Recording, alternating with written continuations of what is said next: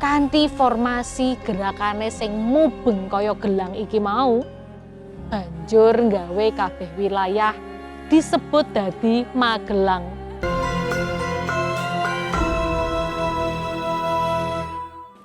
Ya kanca ning gisik gembira, alerap-lerap banyu ning segara, Anggliak numpak prau layar, ing dina Minggu ke pariwisata. Alon banyune wis nengah, piak piuk piak banyu pinengah, ora jemu-jemu karo mesem guyu, ngelengake kaca lumrah lesu, adik jawel mas jebul wis sore. Wis sore po? Walah, malah kenaan dolanan. Lur, ngerti ora? Miliaran tahun kepungkur jaman biyen, jagat raya gawe awake dhewe. Kuwi ana macem-macem fenomena alam sing kedadean. Gawe tatanan sing awake dhewe ya wis kenal saiki. Tapi ngerti ora? Kanca-kanca mikir. Kok misale barudan ana pelangi, kok iso? Utawa misale piye ana daratan terus kok ya ana lautan? Misale lho ya, iku iso misah ngono lho. Jawabane mesti sains. Nanging kisahe luwih menarik tinimbang mung teori tok. Nah, iki saiki asal mulane. Perjalanan sing edan tenan kanggo ngerteni apa sing ana ning burine legenda. Tak kancani aku ya, Sheila Oktarina. Iki asal mulane Magelang. Nek ngomongno Magelang, wis tau durung nek Magelang? Apa wong asli Magelang? Magelang kuwi kan salah siji kutha sing paling tuwa ning Indonesia.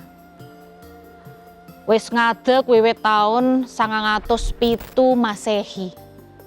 Ora mung kuwi, kutha iki kondang karo panggonan-panggonan sing bersejarah.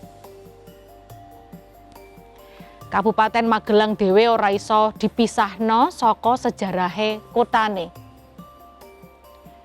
Wilayah sing duwe julukan Kutha Sejuta Kembang iku pancen strategis banget panggonane. Saliyane kuwi, kutha iki uga dadi penghubung karo kawasan lor lan kidul.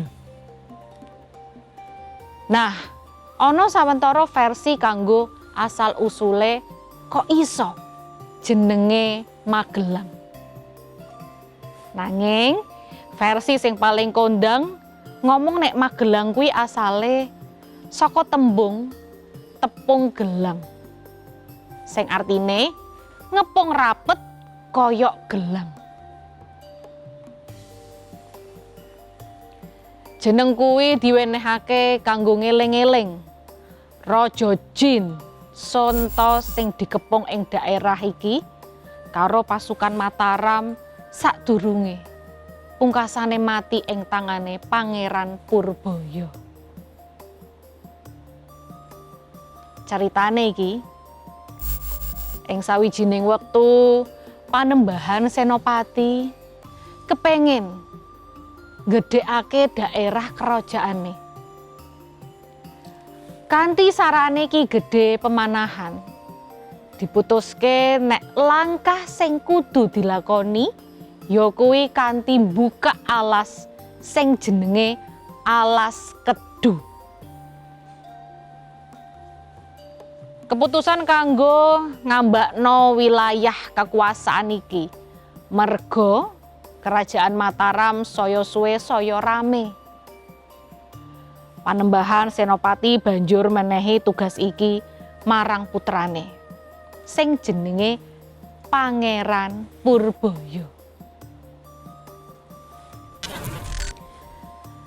Kanggo nglakoni tugas iki, Panembahan Senopati menehi bekal marang anake Pangeran Purbaya kuwi tombak sing jenenge tombak Kyai Pleret.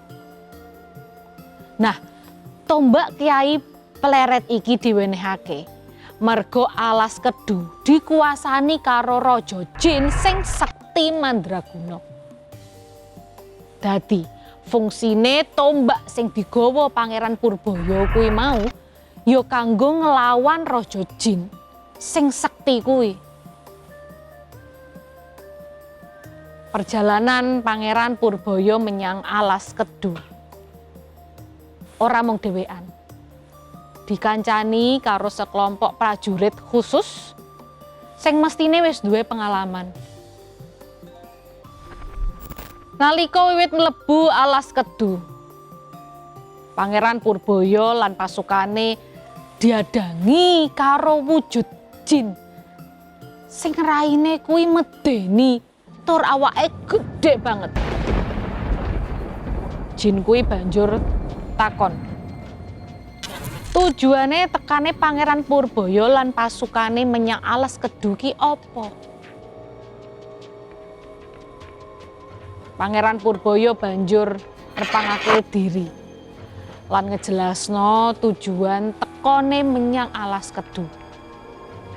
Yaiku kanggo mbuka alas kedu dadi desa utawa perkampungan. Nanging ora disambut kanthi grapyak. Malah jin sing jenenge Jin Sepanjang iki nesu krungu tujuan tekone Pangeran Purbaya. Jin Sepanjang kuwi banjur ngomong nek dheweke lan pasukane bakal ngalang-alangi tujuane Pangeran Purbaya kanggo nglakoni tugas saka bapake, Panembahan Senopati.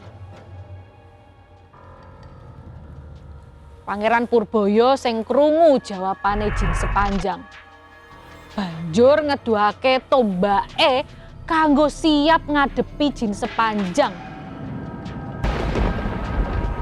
Nanging bukane melayu, Jin Sepanjang iki yo ora wedi karo tombak Kyai Pleret. Pungkasane dheweke wiwit perang karo Pangeran Purbaya. Semono uga karo pasukane jin sing padha perang nglawan pasukan sing digawa Pangeran Purbaya. Nanging tombak Kyai Pleret sing digawa Pangeran Purbaya kuwi jebule iso nggawe Jin Sepanjang kedesek lan terus mundur. Lunga. Jin Sepanjang ngomong nek dheweke tetep bakal bales. Mergo alas panggonane diowahi dadi perkampungan. Waktu kuwi suasanane mencekam, medeni banget. Akhire sakwise Jin Sepanjang lunga, Pangeran Purbaya wiwit mimpin pasukane kanggo mbuka alas kedu. Sawentara wektu candhake, sebagian wilayah alas kedu wis malih dadi desa cilik sing subur lan wiwit akeh warga sing padha teka kanggo manggon ning kono. Nanging kuwi ora suwe. Merga Raja Jin ora trima kawasane diowahi dadi pemukiman. Dheweke ngowahi wujud dadi menungsa sing jenenge Sonta. Ing sawijining wengi Sonta ngetokno asep putih sing nyebar menyang kabeh desa. Esuke para warga lara lan mati kanthi misterius. Pangeran Purbaya sing ngerti nek iki penyakit misterius ning desa iki.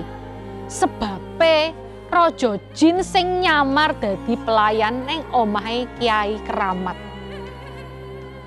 Kaget banget. Sonta sing krungu omongane Pangeran Purbaya lan Kyai Keramat.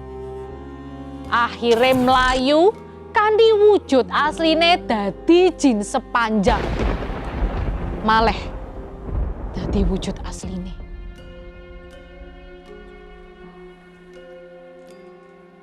Lan saka kene perang diwiwiti. Akeh prajurit sing mati lan akeh sing dadi korbane jin sepanjang.